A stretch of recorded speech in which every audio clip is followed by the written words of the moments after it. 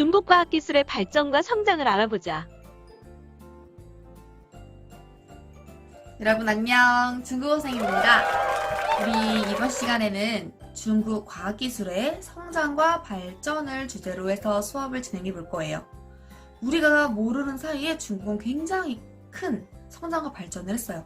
특히 AI 기술이나 과학기술 등 다양한 방면에서 중국이 굉장히 빠른 성장을 하고 있는데, 우리는 단순히 이러한 과학기술의 성장만 보는 것이 아니라 어떻게 하면 과학기술을 올바르게 사용할 수 있는지, 우리는 어떤 관점에서 이것을 보고 공부를 해봐야 되는지, 그런 부분을 같이 한번 생각해 보면서 중국의 과학기술에 대해서 지금부터 공부해 볼게요.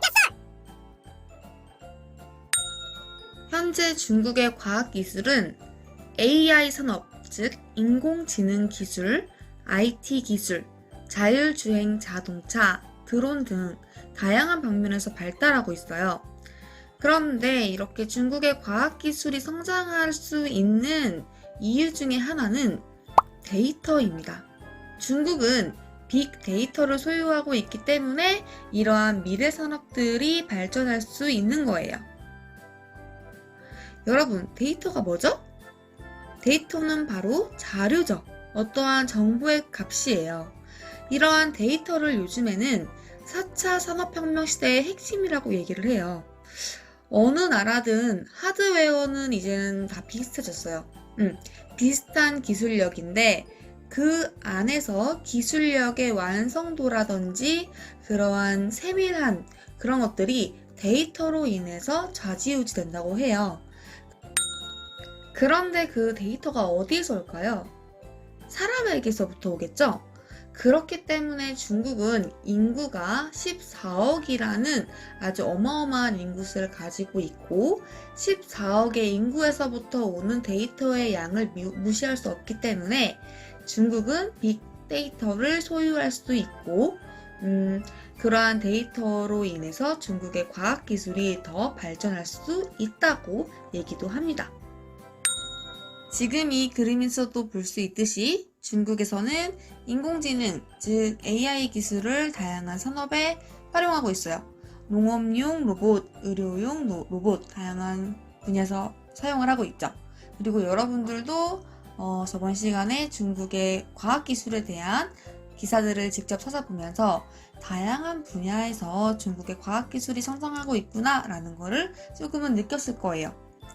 우리는 이번 시간에 그 중에서도 전자화폐와 드론에 대해서 조금 더 구체적으로 얘기해 보려고 해요.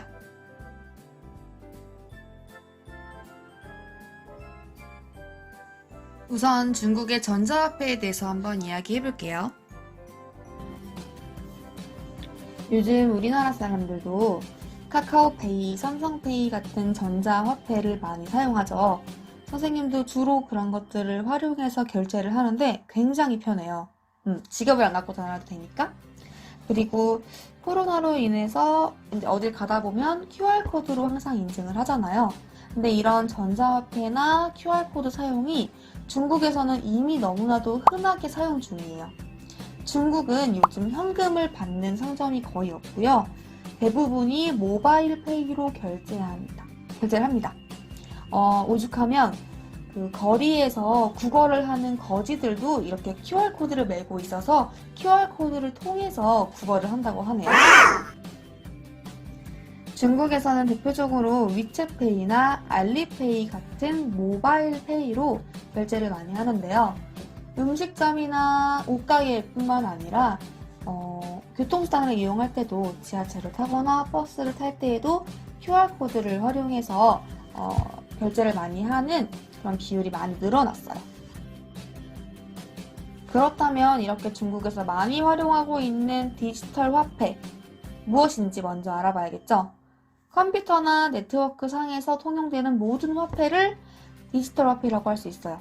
그래서 이런 디지털 화폐 안에 여러분들이 많이 알고 있는 암호화폐, 가상화폐, 전자화폐 등이 속하게 되는 거죠. 그 중에서도 지금 중국에서 많이 쓰고 있는 것은 전자화폐인데, 이 전자화폐는 컴퓨터나 네트워크 상에 존재하는 돈으로서 현금을 대체할 수 있는 전자지급수단을 의미합니다.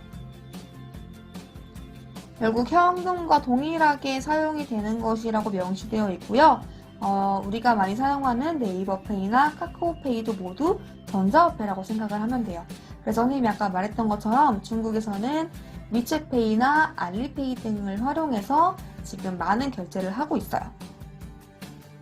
중국의 최대 온라인 쇼핑 기업인 알리바바와 중국의 카카오라고 할 수 있는 위챗에서 만든 알리페이와 위챗페이의 사용 방법은 우리나라 삼성페이와 비슷하다고 할 수 있어요.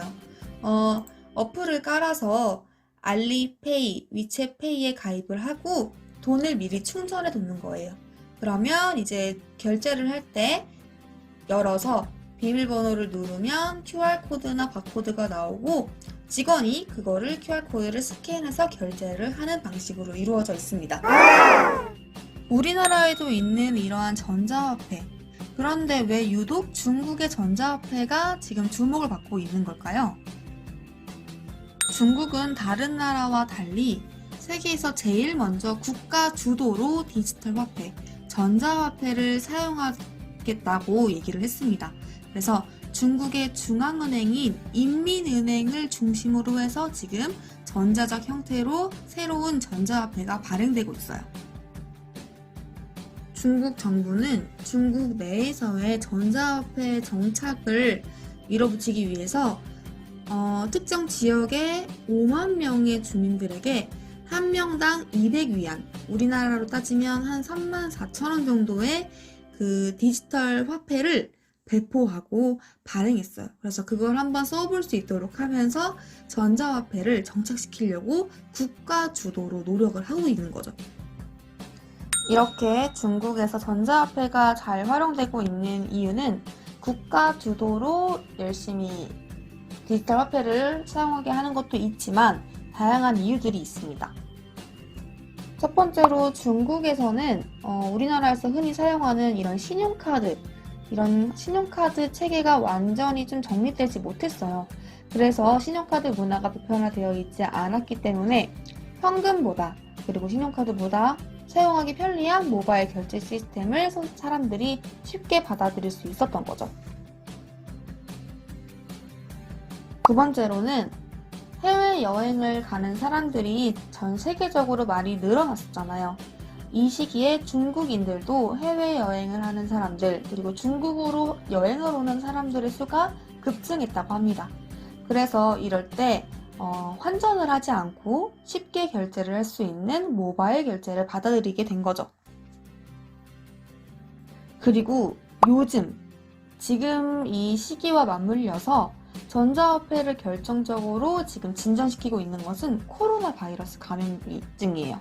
이 코로나19 사태에서 나온 주장 중 하나가 돈이 전염의 매개체가 될 수 있다고 했던 것들이 있어요. 화폐로 이런 전염이 될 수 있기 때문에 비대면 결제가 늘어났고 그러다 보니까 전자화폐를 활용한 결제가 더 급증하게 된 거예요. 다음으로 드론에 대해서 한번 이야기해 볼게요.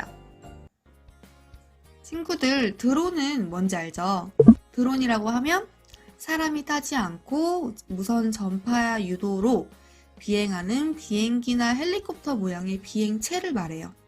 그래서 원래 드론은 군사 용도로 처음 생겨났어요. 그런데 최근에는 촬영, 배달, 농업용 등 다양한 쓰임새로 확대되고 있고요. 값싼 제품도 많이 등장해서 개인별로 부담 없이 드론을 구매한 다음에 취미로 즐기는 사람들도 있죠. 그런데 중국이 이 드론 시장에서 많은 부분을 차지하고 있는 나라라고 합니다. 전 세계 상업용 드론 시장의 90% 이상을 차지하고 있는 나라가 바로 중국이고, 현재 중국 업체들이 생산하는 상업용 드론은 전 세계 시장의 94% 이상을 점유하고 있다고 해요. 중국 드론은 기술력이 우수할 뿐만 아니라 가격도 저렴해서 전 세계 사람들이 많이 사용하고 있어요. 그래서 미국이 이것을 견제하기 위해서 중국 드론에 대해서 제재를 가하기도 했었죠. 그렇다면 이 드론이라는 과학기술이 발달하게 된 배경이 있겠죠? 마찬가지로 인간의 필요에 의해서 만들어졌을 텐데 어떤 배경 속에서 드론이 성장하였는지 한번 알아볼게요. 처음에는 군사용으로 만들어졌지만 최근 중국에서는 농업용 드론이 급성장하고 있다고 해요. 작년에 비해서 2019년에 비해서 2020년에 판매 대수가 4배나 늘었다고 하니 점점 그 성장 속도가 빨라지는 거죠. 그런데 이 농업용 항공기가 성장하고 있는 이유 중 하나는 최근 신종 코로나 바이러스와도 또 연관이 있다고 해요. 방역 대책으로 인해서 사람들의 이동이 제한되었잖아요. 그래서 사람들이 방역을 할 수 없는 거예요. 그렇기 때문에 드론이 이것을 대체하면서 농업용 항공기 드론이 또 성장을 했던 거죠. 코로나가 발생하지 않았었더라도 농사 일손이 많이 부족한 실정이잖아요. 그래서 지방정부가 농업의 기계화를 중국에서는 후원하고 있다고 해요. 그래서 일손 부족으로 인한 것을 이 드론이 막아주고 있는 거죠. 이처럼 인간에게 도움이 되기 위해서 만든 과학기술인 드론. 현재 중국에서는 어떻게 드론이 활용되고 있는지 몇 가지 사례를 한번 말씀드려 볼게요. 첫 번째, 중국의 수능인 가오카오라는 게 있어요. 우리나라 수능이랑 똑같은 시험인데 중국에서는 이 가오카오인 대학 입학 시험을 드론으로 감시해요. 그래서 위에서 부정행위를 드론을 가지고 파악하고 있습니다. 굉장히 신기하죠? 원리를 간단하게 말씀드리면 드론이 주파수를 포착하고 위치 확인, 추적 같은 걸 할 수 있어요. 그래서 그걸 가지고 어떤 부정행위 그 기계가 있는지를 위해서 파악하는 거고 적발하는 거죠. 어떻게 보면 굉장히 기발한 아이디어인 것 같아요. 두 번째로는 드론을 가지고 택배 배달을 하기도 해요. 아직 상용화된 서비스는 아니지만 드론을 이용해서 중국에서는 물건을 배달하려고 하는데 중국의 최대 전자상거래 회사인 알리바바에서는 2015년에 상품을 드론으로 배송하는 서비스를 시범으로 시행해보기도 했습니다. 그래서 이거랑 연관해서 드론 택시 같은 것도 지금 개발을 하고 있죠. 세 번째로 재난 인명 구조에 사용되기도 합니다. 실제로 중국이 북한의 구조 요청에 따라서 북한에 고립되어 있던 주민들을 드론을 통해서 위치를 파악하고 구조하는 데 도움을 줬다고 해요. 이러한 활용 예시들을 봤을 때 이제 드론은 단순히 어떤 촬영 기계, 우리가 취미 생활로 하는 촬영 기계를 넘어서 우리 생활에 더욱더 밀접해질 것으로 보여요. 그렇기 때문에 지금부터 시작이라고 볼 수 있을 거예요. 중국에서 성장하고 있는 드론 시장이 앞으로 더더욱 많은 성장을 할 거기 때문에 우리는 그것을 지켜보면서 우리나라도 어떻게 하면 드론을 발전시킬 수 있을지 그것을 우리가 한번 생각해 보고 발전시켜야 할 것 같습니다. 최근 시기와 관련된 활용 예시를 한 가지 더 말씀드리자면 중국에서는 드론을 활용해서 코로나 소독제를 뿌리기도 했어요. 방역 작업을 드론을 이용해서 했었는데 사람이 직접 소독제를 뿌리는 방식에 비교해보면 훨씬 더 넓은 영역을 소독할 수 있고요. 방역 작업자가 아무래도 바이러스에 노출될 수 있는데 그런 위험성을 줄여주기 때문에 굉장히 안전한 방법이었다라고 판단되고 있어요. 그래서 이렇게 우리의 생활과 밀접한 드론의 활용 방법을 알아봤습니다.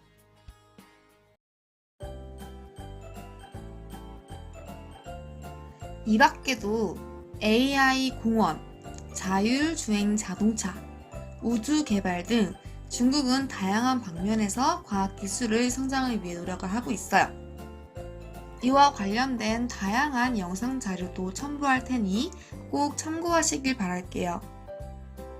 그리고 여러분들은 중국의 이러한 과학기술에 대해서 자신은 어떤 생각을 갖고 있는지, 이것을 가지고 어떠한 캠페인을 제작할 건지를 한 번 더 고민해 보셨으면 좋겠습니다. 그럼 다음 주에 만나요. 안녕!